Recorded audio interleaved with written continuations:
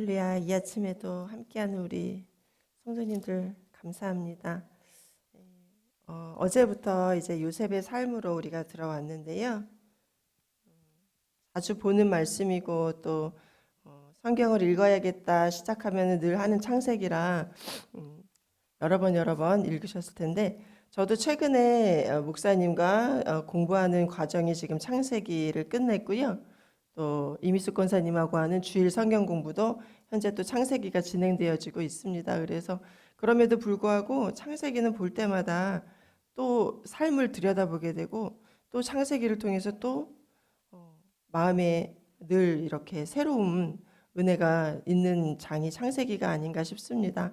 그래서 오늘도 39장, 40장, 41장을 읽으면서 39장에 나와 있는 형통에 대한 부분을 좀 같이 나누고자 합니다. 2절, 39장 2절이요. 시작.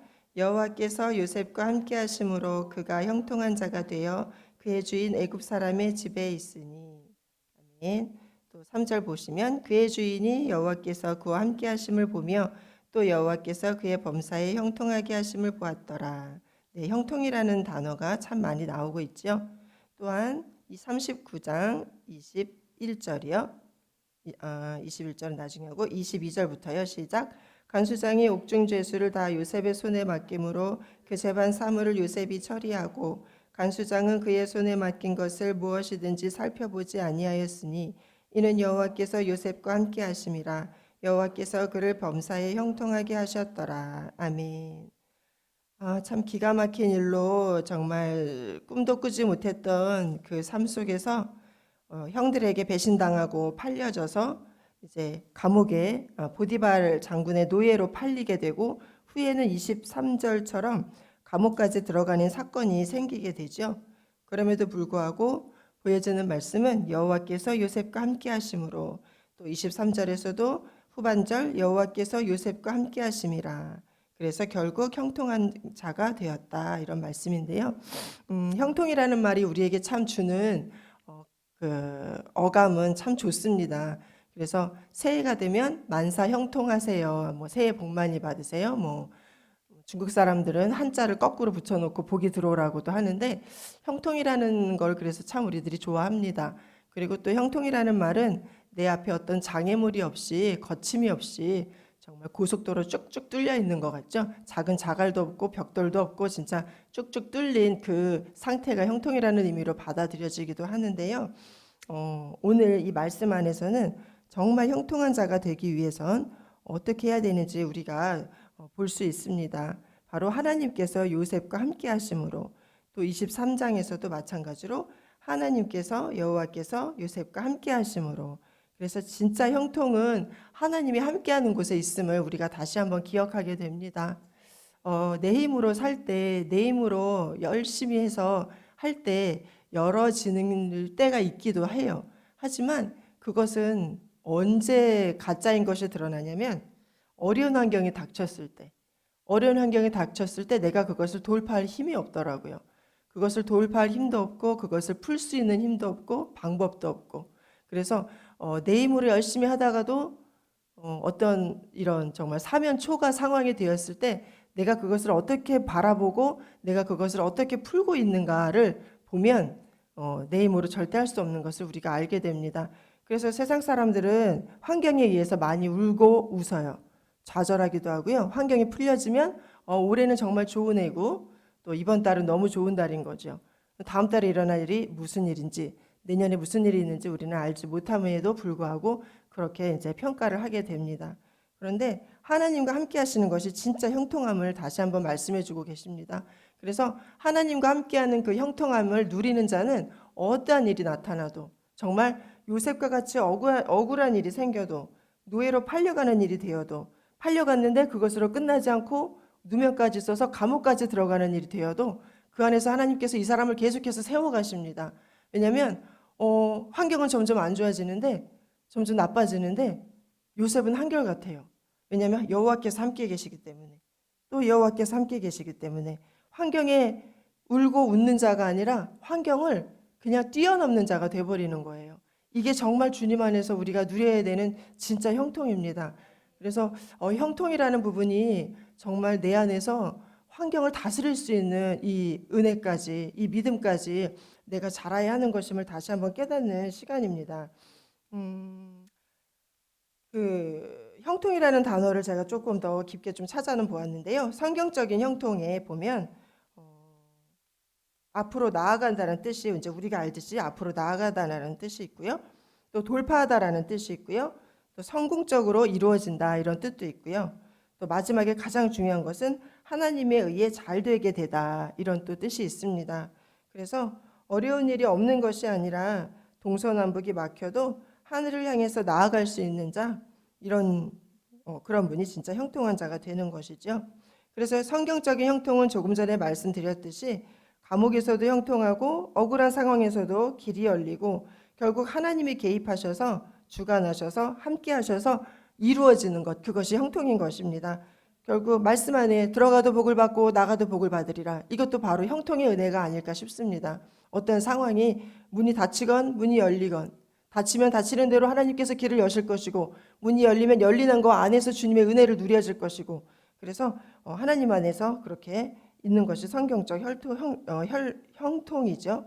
그래서 형통하다는 것은 곧 하나님이 함께 하셔서 어떤 상황에서도 결국 하나님이 뜻하신 그곳을 향해서 하나님이 목적하신 그곳을 향해서 하나님의 뜻을 이루기 위해서 앞으로 나아가는 상태인 것입니다. 결과적으로 하나님 없이는 형통할 수 없는 거죠. 하나님 없이는 하나님 없이는 형통할 수 없고 하나님과 함께 형통할 수 있는 것입니다. 내가 만드는 길이 아니라 하나님의 길을 만들어 주실 때 그 길에서 나는 안정감을 누리고 평안을 누릴 수가 있습니다. 그러면 하나님께서 이렇게 요셉과 함께 하셔서 그에게 형통한 자가 되셔서 감옥에서도 또 간수장의 그 사랑도 받게 하시고 또 이 보디발 장군의 집에서도 또 사랑을 입게 하시고 이렇게 형통의 은혜를 관계의 축복까지 주시는데요. 요셉은 그럼 어떠한 자였는가 한번 찾아보았습니다. 우리 39장 9절 한번 같이 읽어보겠습니다. 시작. 이 집에는 나보다 큰 이가 없으며 주인이 아무것도 내게 금하지 아니하였어도 금한 것은 당신뿐이니 당신은 그의 아내임이라. 그런즉 내가 어찌 이 큰 악을 행하여 하나님께 죄를 지으리이까. 여인이 날마다 요셉에게 청하였으나 요셉이 듣지 아니하여 동침하지 아니할 뿐더러 함께 있지도 아니하니라. 아멘. 요셉의 모습을 보면서 요셉은 정말 그러니까 하나님도 요셉과 동행하여 주셨는데 요셉 또한 하나님의 존전 앞에서 사는 자, 하나님의 목전 앞에서 사는 자였음을 우리가 볼 수가 있습니다. 그래서 정말 날마다 치근덕대고 또 치근덕댐의 끝판왕인 모든 하인들을 내보내서 진짜 집을 아주 조용하게 만든 그 상태, 너와 나만 알 수 있는 그 상태가 되었고 내가 말하지 않으면 내 남편이 모를 수도 있는 그 상황까지 만들었음에도 불구하고 그 순간에서조차 이 여인의 그런 유혹을 뿌리치는 이 요셉 결국 하는 말 우리 9절에 보면 내가 어찌 이 큰 악을 행하여 하나님께 죄를 지으리이까. 보디발에게 짓는 것도 아니고 그 부인에게 짓는 것도 아니고 그건 두 번째고 첫 번째로 하나님께 죄를 지으리이까 해서 이 사람 뒤에 이 모든 것을 보고 계시는 우리 주님을 인식하고 주님의 존전 앞에 목전 앞에 살아가는 이 요셉의 모습을 볼 수 있습니다. 이 모습을 보면서 잠언 말씀이 생각이 났습니다. 잠언 3장 6절에 보시면 찾지는 않으셔도 되고요.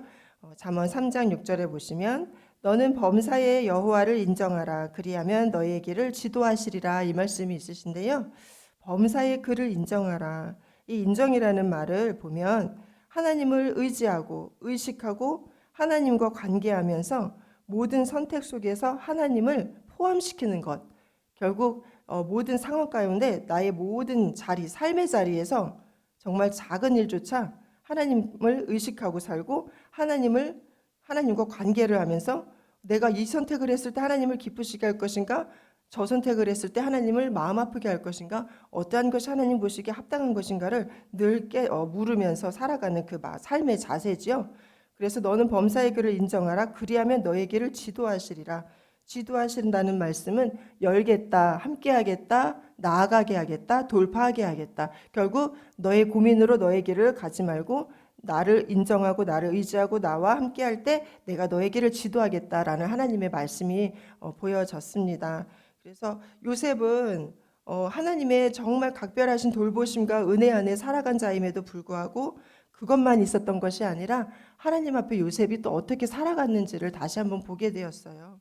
그래서 요셉은 하나님과 함께하고 하나님이 함께해 주셔서 또 그 주인에게 은혜도 입고 또 간수장에게 은혜도 입고 그렇게 여러 가지 사람들의 마음에 열려주시게 하시는 관계의 문도 열렸지만 하나님 앞에서 진짜 그 주님을 인정하는 삶, 그 모든 가정 총무로서의 역할을 할 때도 그렇고 또 감옥에서의 간수장 역할을 할 때도 그렇고 모든 일에 주님을 인정하고 주님을 의식하고 관계하면서 그 선택 속에서 하나님과 동행했을 때 하나님께서 그에게를 계속해서 함께 하시고 그가 손대는 것마다 되어지게 하시고 그에게 명철을 주시고 그에게 지혜를 주시고 또 그가 할 수 없는 그 상황도 조정해 주셔서 정말 뜻밖의 만남을 통해서 결국 총리 자리까지 갈 수 있는 환경들이 계속해서 열어지는 모습을 우리가 볼 수 있는 것이죠. 그래서 정말 나의 길을 지도하시는 그분, 나의 길을 함께 하시는 그 분이 우리 주님이심을 너무 감사드리게 됩니다. 이 형통의 역사는 계속해서 이어지는 것 같습니다. 이제 차후로 우리가 계속해서 창세기를 계속 읽어나가고 출애굽까지 갈 거지만 하나님께서 홍해를 여시는 것도 형통의 역사셨고요. 여리고를 돌면서 여리고를 무너지게 하신 것도 형통의 역사셨습니다. 문제는 계속 다가오고요. 문제는 또 생기고요. 오늘의 이 문제가 없어지면 내일은 저 문제가 생길 수밖에 없는 게 인생이에요. 저희 남편이 한번 그러더라고요. 언제 이 문제들이 없어질까? 그래서 제가 한마디 해줬죠. 죽어야 끝납니다. 네. 죽어야 끝나는 게 맞아요. 저희 친정엄마를 봐도 그렇고 시어머님을 봬도 그렇고 나이 80이 다 되어 가셔도 또 그 삶 가운데 또 문제들이 있으시더라고요. 그래서 문제를 가지고 계속해서 씨름을 하는 거는 정말 허비하는 것 같아요. 아까운 시간. 왜냐하면 우리에게 믿음이 있으니까요. 우리는 가장 소중한 보물인 주님을 모시고 주님을 믿는 자들인데 우리가 엄한 것에 씨름을 하는 동안 우리의 모든 에너지는 다 소진될 것이며 우리의 감정도 소진되고 우리의 생각과 또 우리가 정말 힘써서 같이 나아가야 되는 그 방향을 나아가지 못하고 다른 것과 싸우는 사이에 정말 우리 대적 우는 마귀는 사자와 같이 우는 사자와 같이 두루 다니며 삼킬 자를 찾는다고 하였는데 정말 형통한 자가 될 수 있는 저와 우리가 되어야 될 것 같습니다. 형통이라는 게 참 정말 주님을 떠나서는 생각할 수 없는 게 형통이죠. 그래서 저도 말씀을 이렇게 준비를 하면서 하나님의 돌보심도 너무 감사했고요. 요셉의 믿음도 참 아름다웠습니다. 그리고 오늘 우리도 주님의 돌보심을 경험하고 살아가고 있잖아요. 우리가 각자가 아마 매주 모여서 속해나눔도 하는데 그때마다 나누어지는 안에서 하나님의 돌보심을 우리가 찬양하게 되는 경우가 왕왕 생기죠. 또 기도 제목이 풀어지기도 하고 마음의 근심도 떠나가기도 하고 또 놀랍게 하나님께서 앞뒤 전후 좌우를 다 맞춰주셔서 또 어느 틈에 하나님의 돌보심을 우리가 누리고 있는 때가 많습니다. 그래서 여호와께서 나와 함께 하심으로 내가 형통한 자가 되어 또 여호와께서 우리 옆에 지체를 바라보시면서 우리 권사님들과 우리 장로님들과 우리 집사님들과 우리 성도님들과 우리 청년들과 아무튼 우리가 여호와께서 이렇게 함께 하심으로 그가 형통한 자가 되어 이렇게 서로 형통한 복을 좀 서로 빌어주셔도 축복해 주셔도 참 좋을 것 같습니다. 그래서 주님 앞에서 범사의 그를 인정하고 주의 목전에서 살아가는 저와 우리 모두가 되기를 다시 한번 간절히 바라게 됩니다. 그래서 저도 혼자 있는 요셉의 모습을 보면서 하나님께서 보고 계시다는 그 존전 앞에 목전 앞에 하나님을 의식하며 살아가는 그 요셉의 모습 안에서 내 말과 내 생각과 내 행동이 과연 주님 보시기에 지금 어떠한가에 대해서 생각해 보게 되었어요. 가장 그 사람이 누구인지를 알아볼 수 있는 가장 좋은 시간은 그 사람이 혼자 있을 때라고 합니다. 그래서 그 사람이 정말 혼자 있을 때 믿음의 생활을 하고 있는지 믿음의 생각을 믿음의 어떤 습관을 또 믿음의 어떠한 선포를 또 가까이는 가족들이 있지만요 가까이는 내가 보고 있고 주님이 나를 보고 계신데 저도 주님 앞에 요셉처럼 이렇게 늘 하나님을 인정하고 살아가고 있지 않구나 내가 순간순간 주님을 잊고 까먹고 있구나 그 생각을 했어요. 그래서 아이들에게는 가르치죠. 죄란 무엇이니? 그러면 하나님이 기뻐하시지 않는 생각과 말과 행동이 모두 죄입니다. 이렇게 우리는 가르칩니다. 그리고 저희들도 얘기를 하는데 순간순간 저는 이 나를 위해서 생각하고 또 행동하는 저를 보게 됩니다. 그래서 정말 요셉처럼 내가 어찌 하나님께 죄를 지으리까 이렇게 좀 주님을 경외하면서 주님을 주인으로 모시는 삶, 이런 삶을 또 온전히 살아내고 싶다라는 또 주님 앞에 회개가 나오게 되더라고요. 그래서 내 안에 욕심과 죄성이 나와 싸우는데 주님을 경외하는 삶을 계속해서 훈련하고 주님을 경외하는 삶을 계속해서 좀 살아낼 수 있는 저와 우리 모두가 되기를 축복합니다. 그래서 형통만을 강구하는 자가 아닌 정말 주님이 나와 함께 해주세요. 주님 나를 형통하게 해주세요. 물론 강구해야 하는데 형통만을 강구하는 것이 아닌 주님의 마음을 알고 요셉처럼 주님과 함께하는 삶을 살고 싶은 그런 마음입니다. 그래서 흔들리는 갈대가 아닌 그 상황을 뚫고 이기는 승리의 은혜의 형통이 임하는 우리 모두가 되기를, 그것이 우리 주님의 뜻이 또 우리 가정과 교회 안에 온전히 이루어지기를 소망합니다. 그래서 오늘은 요셉의 형통과 또 요셉의 모습을 통해서 잠시 은혜를 나누어 보았습니다. 네, 감사합니다. 네, 그러면 기도로 마무리하겠습니다.